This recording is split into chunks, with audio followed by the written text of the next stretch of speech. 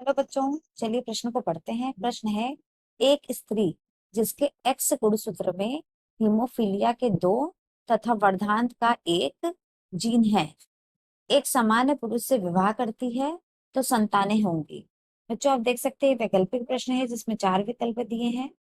पहला विकल्प है सारी संतानें हीमोफीलिया ग्रस्त तथा, दूसरा विकल्प है आधी पुत्रियां हीमोफीलिया ग्रस्त तथा आधी वर्णांत होंगी। तीसरा विकल्प है आधे पुत्र हीमोफीलिया ग्रस्त तथा आधे वर्धांत तथा आधे केवल हीमोफीलिया ग्रस्त। चौथा है बच्चों सारी पुत्रियां हीमोफीलिया ग्रस्त एवं वर्धांत होंगी। आइए बच्चों, इस प्रश्न के मुख्य अवधारणा की ओर बढ़ते हैं। मुख्य इस प्रश्न का जो मुख्य अवधारणा है वह है सर्वप्रथम हीमोफीलिया। हीमो तो यह एक ऐसा विकार है, ऐसा विकार है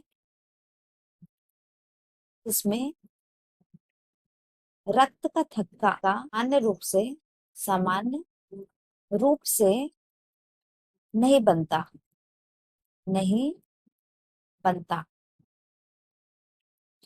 आइए बच्चों, हम दूसरा वर्धांत देख लेते हैं। अंधता, तो ये ऐसा विकार है जिसमें जिसमें रंगों के भेद करने की क्षमता का कम होना, कम होना। यह दोनों रोग ही यह दोनों रोग अप्रभावी जीन अर्थात एक्स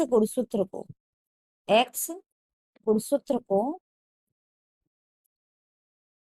प्रभावित करता है, प्रभावित करता है। आइए बच्चों, हम प्रश्न के अनुसार उत्तर करने की कोशिश करते हैं। बच्चों, एक स्त्री है, मैं सबसे पहले बता दूं कि स्त्री की जो गुणसूत्र होती है वह समयुग्मी होती है, समयुग्मी अर्थात एक्स एक्स।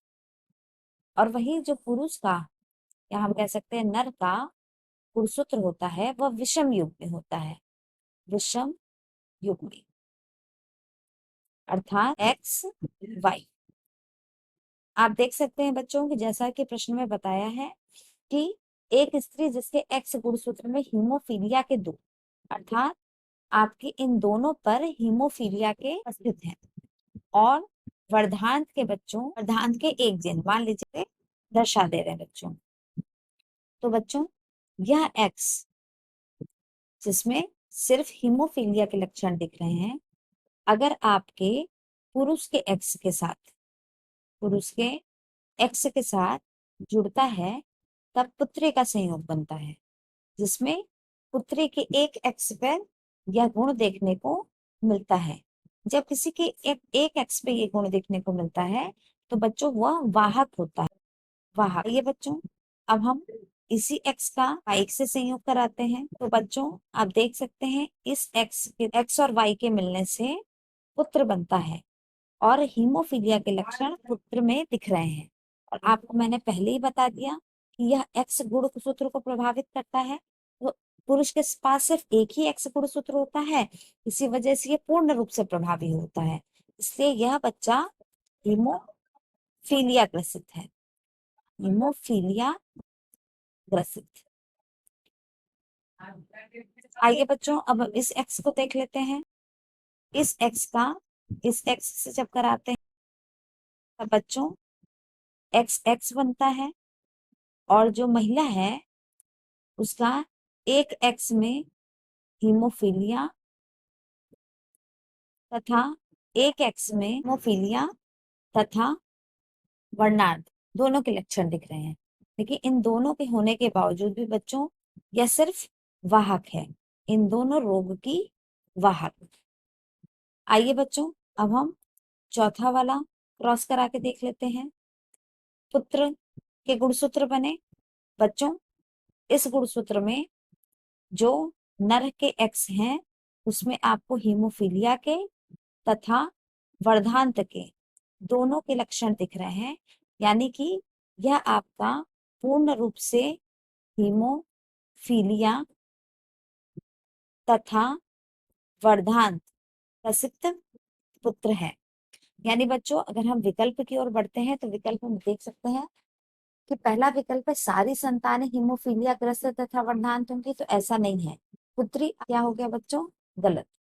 इसी तरह से आधी पुत्रियां हीमोफीलिया ग्रस्त तथा आधी वर्धांत, तो आप देख रहे हैं कि पुत्रियां हीमोफीलिया ग्रस्त या वर्धांत ग्रस्त नहीं है, सिर्फ वाहक है, इसलिए यह विकल्प भी गलत हो गया। तीसरा विकल्प है बच्चों आधे पुत्र हीमोफीलिया ग्रस्त तथा वर्धांत, आधे केवल हीमोफीलिया ग्रस्त। तो आप देख रहे हैं आधा पुत्र केवल हीमोफीलिया ग्रस्त है और आधा पुत्र हीमोफीलिया तथा वर्धांत ग्रस्त है, यानी कि यह विकल्प आपका सही है। आखिरी विकल्प को देख लेते हैं बच्चों, सारी पुत्रियां सारी पुत्रियां हीमोफीलिया ग्रस्त एवं वर्धांत। आप देख सकते हैं कि कोई भी पुत्री हीमोफीलिया ग्रस्त तथा वर्धांत नहीं है, यानी कि यह आप देख सकते हैं बच्चों कि विकल्प सी यानी आधे पुत्र हीमोफीलिया ग्रस्त जो कि आप देख रहे हैं और आधे हीमोफीलिया तथा वर्धांत 50% 50% के हिसाब से विकल्प सी सही है।